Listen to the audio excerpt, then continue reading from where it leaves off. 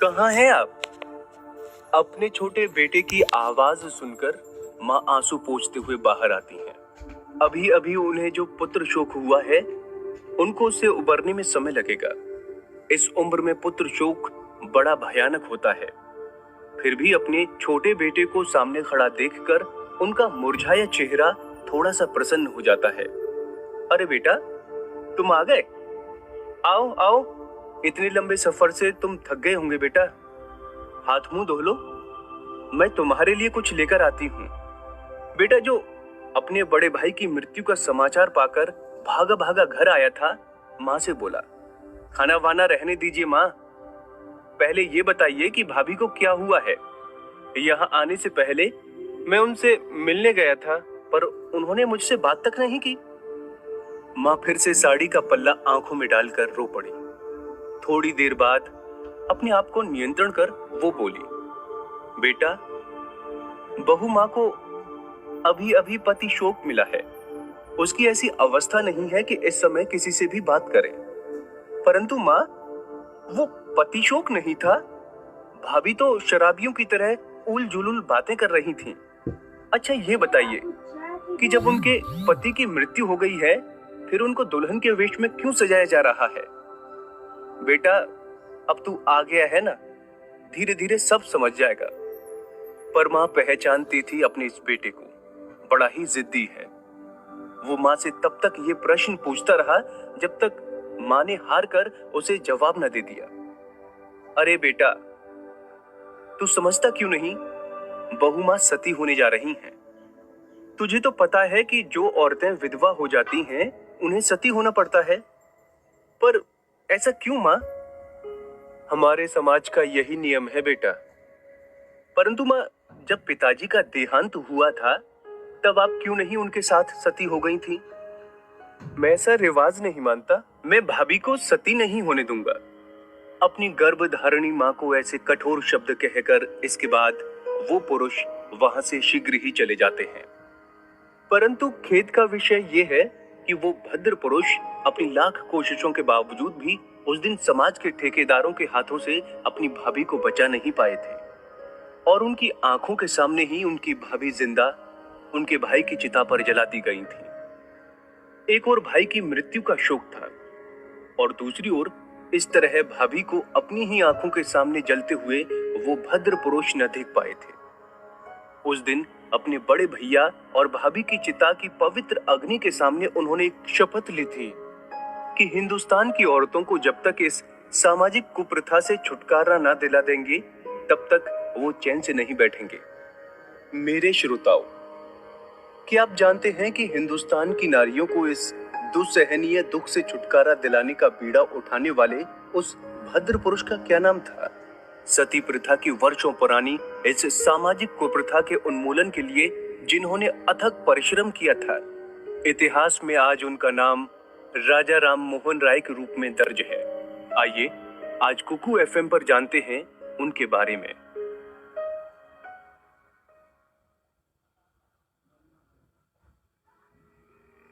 जन्म, माता पिता, परिवार। भारतीय पुनर्जागरण के अग्रदूत और आधुनिक भारत के जनक राजा राम मोहन राय का जन्म 22 मई 1772 ईस्वी को तत्कालीन बंगाल प्रेसिडेंसी के हुगली जिले के राधानगर नामक स्थान पर हुआ था। राठी ब्राह्मण कुल के प्रतिष्ठित एवं अत्यंत सम्मानित कृष्णचंद्र बनर्जी इनके प्रपितामह थे, जिन्हें मुर्शिदाबाद के नवाब द्वारा राय रायन की उपाधि मिली थी। यही राय रायन आगे चलकर इस परिवार के पर्वतीय पीढ़ी के लोगों की पदवी राय में परिवर्तित हो गई थी। मुगल बादशाह अकबर II ने राम मोहन राय को राजा की उपाधि से नवाजा था।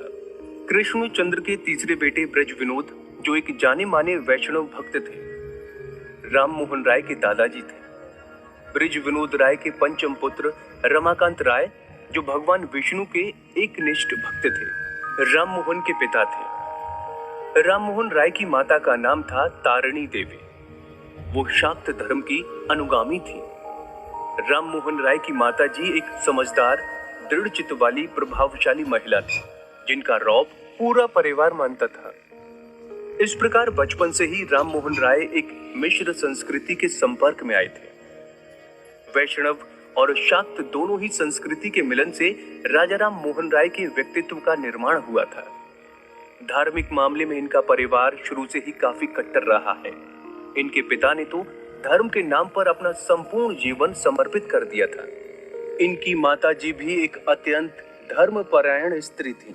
कहते हैं कि पुरी के जगन्नाथ मंदिर में सेवा हेतु इनकी मां ने अपना जीवन उत्सर्ग कर दिया था। शिक्षा दीक्षा। श्री नागेंद्र चंद्र चट्टोपाध्याय द्वारा रचित राजा राम मोहन राय की जीवनी के अनुसार 9 वर्ष की उम्र में राजा राम मोहन राय पटना भेजे गए थे। वहां वो 2-3 साल तक रहे और अरबी और फारसी की तालीम ली।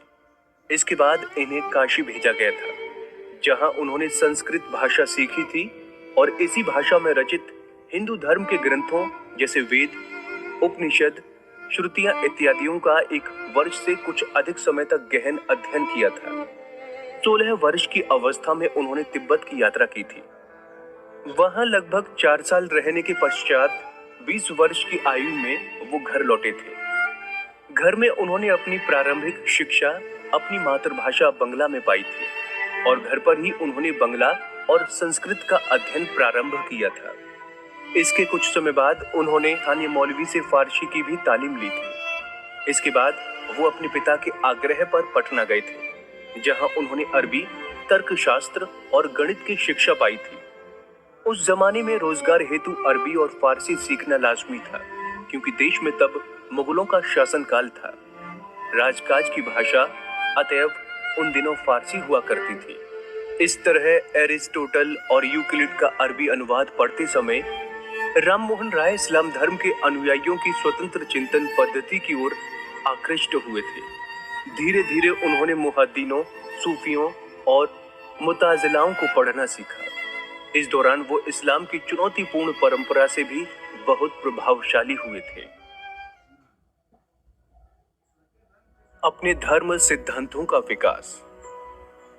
अपने अल्पकालीन बनारस प्रवास के समय राजा राम मोहन राय संस्कृत भाषा के अच्छे जानकार हो गए थे और उपनिषदों में निहित नैतिक शिक्षा से भी वो काफी प्रभावित हुए थे। इन शास्त्रों के अध्ययन के माध्यम से वो हिंदू धर्म के मूल सिद्धांतों से अवगत हो सके थे, परंतु इस धर्म के अंतर्गत उस काल में प्रचलित विविध अंधविश्वासों और धर्मांधता के कारण इस पर से उनकी श्रद्धा कम होती जा रही थी। काशी के 2 संस्कृत विद्वान शिव प्रसाद शर्मा और मृत्युंजय विद्यालंकार ने राम मोहन राय को वेदांत शास्त्र, विशेषतः वेदांत दर्शन से परिचित करवाया। वेदांत शास्त्र उस समय हिंदू धर्म का काफी लोकप्रिय धार्मिक विषय था, जिसे पढ़ने के बाद राम मोहन राय अपने धर्म के बारे में सम्यक ज्ञान अर्जन कर सके थे और अपने इसी ज्ञान के आधार पर वो आगे चलकर हिंदू समाज का सुधार कर सकें। इस प्रकार हिंदू धर्म के प्राचीन शास्त्रों एवं एकेश्वरवादी विचारधारा के जानकार बनकर राम मोहन राय पटना और वाराणसी से बंगाल लौटे थे। उन्हें लगा था कि हिंदू धर्म की जो प्रचलित आचार विचार हैं, वो काफी अंधविश्वासी और संकीर्णता से भरी हुई हैं। उन्होंने ये समझा कि हिंदू धर्म का आदर्श, दर्शन, विश्वास और रीति नीतियां बहुत सारी कट्टरता, अनावश्यक विधि विधानों में निमग्न हैं, जिनमें धार्मिक आचार और आइडल वर्शिप विशेष रूप से उल्लेखनीय है। इन्होंने इन रीति नीतियों की खुलेआम निंदा की थी। उनके इन्हीं विचारों के चलते उनके धार्मिक माता पिता के साथ उनका मतभेद उत्पन्न हो गया था और राम मोहन राय तब घर छोड़कर तिब्बत की यात्रा पर चले गए थे। तिब्बत से लौटकर वो स्थायी रूप में आकर काशी में बस गए थे और यहीं पर इन्होंने संस्कृत में रचित धार्मिक ग्रंथों पर विस्तृत रूप से शोध किया।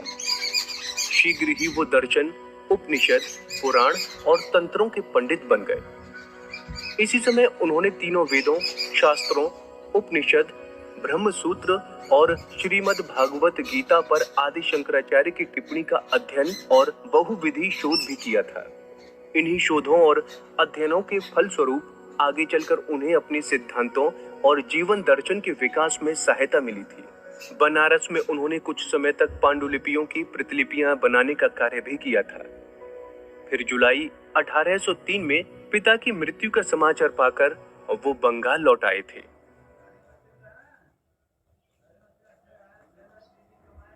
सेवा काल का आरंभ।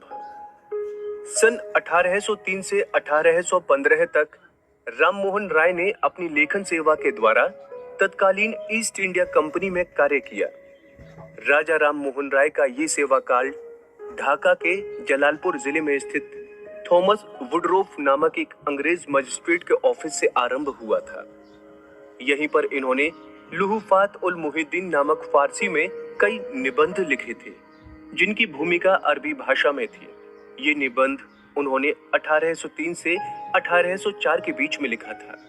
थॉमस वुडफोर्ड के ऑफिस से इस्तीफा देने के बाद राममोहन राय जॉन डिग्बी, जो कि कंपनी के कलेक्टर थे, के प्राइवेट मुंशी भी रहे हैं। वो 1814 तक लगभग 10 वर्षों तक डिग्बी से जुड़े रहे। राममोहन राय इस दौरान काफी वर्षों तक रंगपुर में रहे हैं। यहीं पर इन्होंने अंग्रेजी भाषा भी सीखी थी। सन 1815 में इन्होंने कलकत्ता में आत्मीय सभा नामक एक चर्चा एवं विचार सभा की भी स्थापना की थी।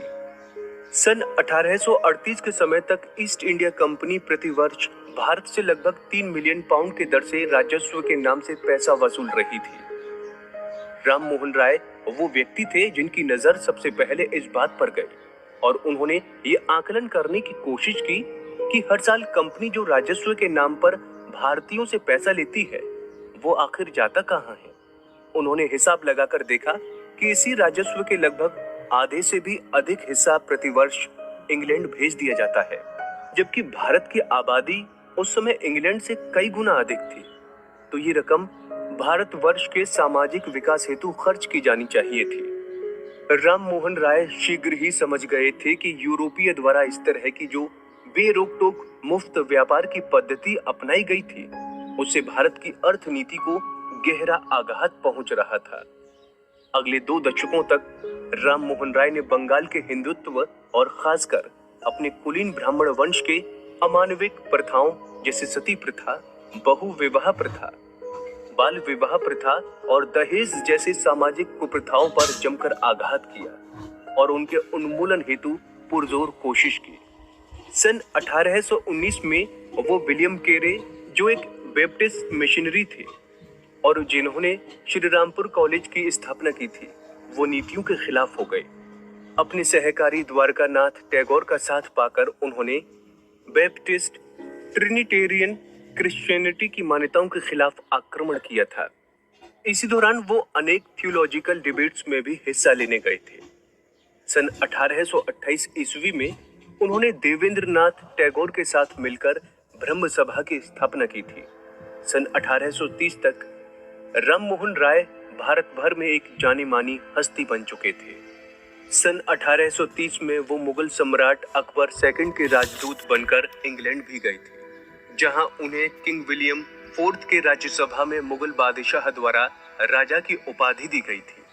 वो ये सुनिश्चित करने के लिए इंग्लैंड गए थे कि सन 1829 में लॉर्ड बेंटिक द्वारा प्रस्तावित सती प्रथा उन्मूलन अधिनियम रद्द न कर दिया जाए। वो इस हेतु इंग्लैंड के राजा से भी मिले थे।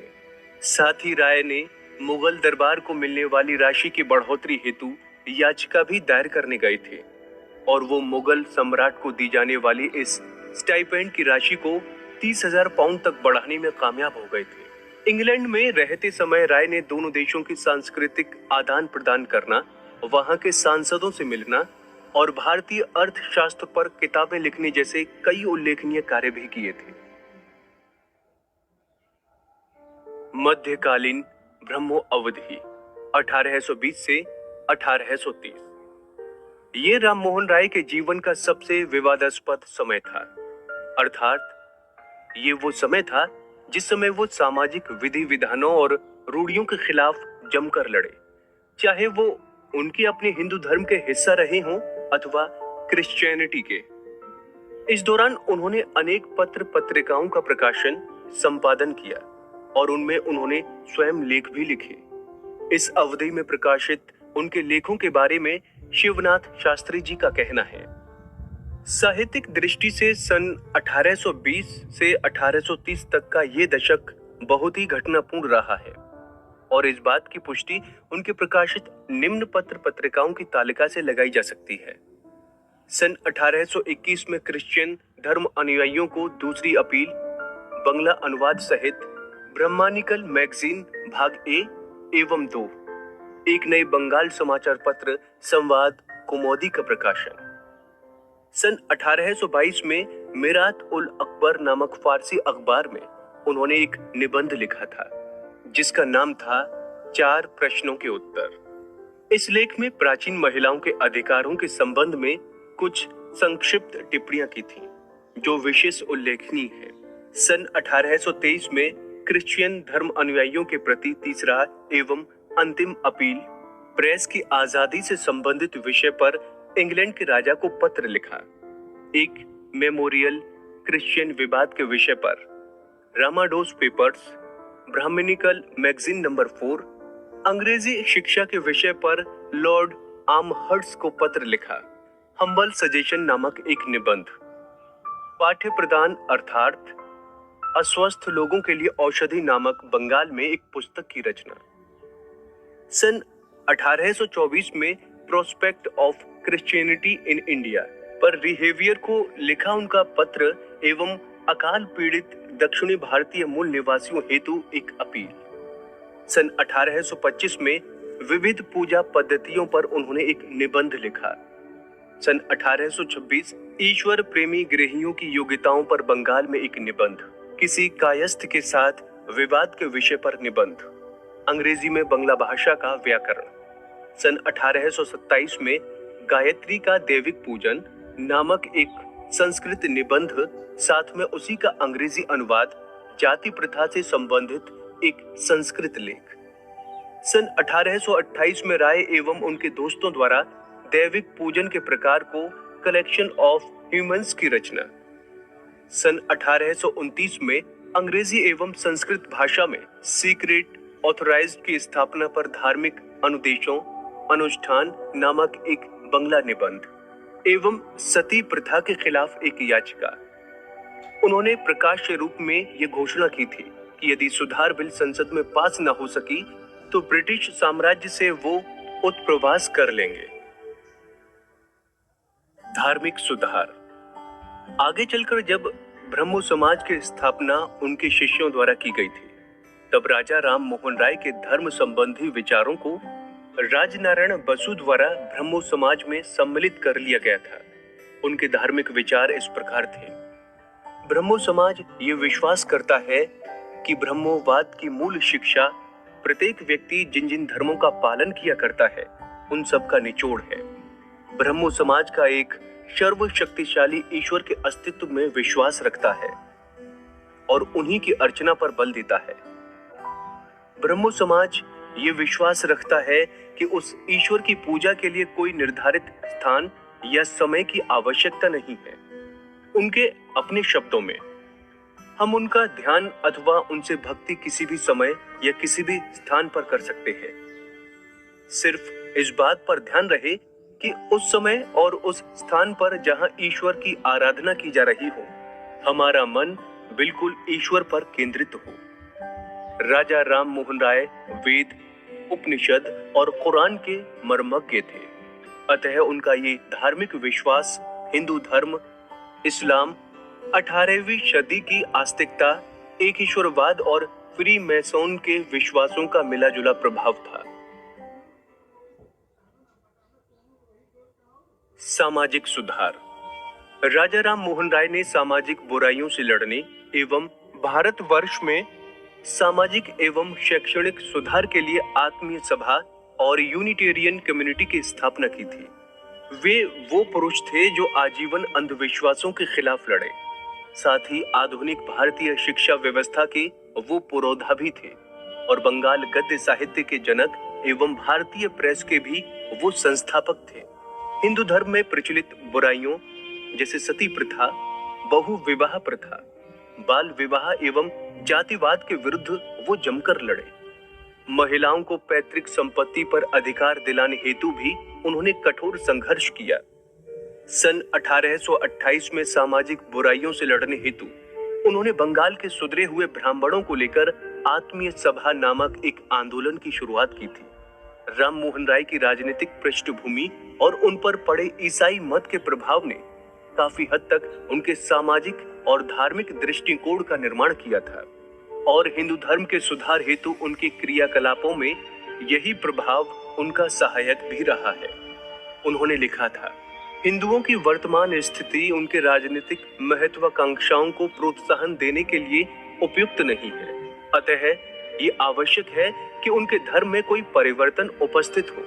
कम से कम उनके राजनीतिक सुविधा और सामाजिक स्वस्ति की खातिर कंपनी सरकार के साथ कार्य करने के उनके अनुभव ने राजा राम मोहन राय को ये सिखाया था कि हिंदू धर्म की परंपराओं का पश्चिमी देशों में कोई आदर सम्मान नहीं है। इसमें कोई शक नहीं कि इस बात ने उन्हें काफी गहराई तक प्रभावित किया था और वो धार्मिक सुधार हेतु प्रवृत्त हुए थे। वो अपने अंग्रेज परिचितों के द्वारा हिंदू धर्म के सिद्धांतों को वैधानिक मान्यताएं देना चाहते थे।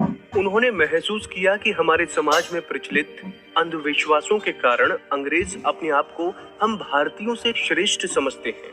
अतः राम मोहन राय का ये सदैव प्रयास रहा है कि हमारे समाज की अनैतिक और अमानुषिक मान्यताओं में सुधार करके यदि एक मानववादी धर्म की स्थापना की जाए तो अंग्रेजों की नजरों में हमारी जाति को सम्मान दिलाया जा सकता है। शिक्षाविद के रूप में राय ये विश्वास करते थे कि धार्मिक सुधार हेतु एक सुनियोजित आधुनिक शिक्षा व्यवस्था की तत्काल परम आवश्यकता है। इसीलिए सन 1817 में राजा राम मोहन राय ने डेविड हेयर के साथ मिलकर कलकत्ता में भारतवासियों को इसी आधुनिक शिक्षा में शिक्षित करने हेतु हिंदू कॉलेज की स्थापना की थी, जिसका आगे चलकर नाम प्रेसिडेंसी कॉलेज दिया गया। आजकल इसे प्रेसिडेंसी यूनिवर्सिटी कहते हैं। सन 1822 में उन्होंने एंग्लो वैदिक स्कूल की स्थापना की थी और उसके 4 साल बाद सन 1826 में उन्होंने वेदांत कॉलेज की स्थापना की, जहां उनके एकेश्वरवादी सिद्धांतों को आधुनिक पाश्चात्य पाठ्यक्रम में ढालकर शिक्षा दी जाती थी। सन 1830 ईस्वी में उन्होंने रेवरेंड अलेक्जेंडर डफ को जर्नल असेंबलीज इंस्टीट्यूशंस, जिसका आधुनिक नाम स्कॉटिश चर्च कॉलेज है, की स्थापना हेतु सहायता की थी। भारतीय शिक्षा पद्धति में पाश्चात्य शिक्षा पद्धति को शामिल करने हेतु भी उनका काफी योगदान रहा है। उनके द्वारा स्थापित वेदांत कॉलेज में इसी तरह पाश्चात्य और प्रतीय शिक्षा व्यवस्था का सुंदर समायोजन देखने को मिलता है। उनके संवाद पत्र संवाद कौमुदी में उन्होंने प्रेस की स्वतंत्रता, भारतीयों का केवल क्लर्की में नहीं बल्कि उच्च सेवा पदों में भी बहाली करने एवं राजतंत्र और न्यायतंत्र के बीच अलगाव हेतु अनेक लेख भी लिखे थे। विवाह। उस समय के प्रथा अनुयायी राजा राम मोहन राय का बाल विवाह 9 वर्ष की अवस्था में हो गया था, परंतु उनकी पहली पत्नी का देहांत अल्प आयु में ही हो गया था। इसके बाद उन्होंने द्वितीय बार विवाह किया था। दूसरी विवाह से उन्हें 2 पुत्र रत्नों की प्राप्ति हुई थी। राधा प्रसाद, जिनका जन्म 1800 ईस्वी में हुआ था, और रमा प्रसाद का जन्म 1812 में हुआ था। उनकी ये दूसरी पत्नी भी अधिक दिनों तक जीवित नहीं रह पाई थी। तब उन्होंने तीसरी बार उमा देवी से विवाह किया। उनकी ये तीसरी पत्नी उनकी मृत्यु के पश्चात भी जीवित रही। मृत्यु। राजा राम मोहन राय की मृत्यु 27 सितंबर 1833 को मेनिनजाइटिस रोग के कारण इंग्लैंड के ब्रिस्टोल नामक एक गांव के स्टोपलैंड नामक स्थान पर हुई थी। इसके बाद एमोस विलेज सेमेट्री में उनको दफनाया गया था।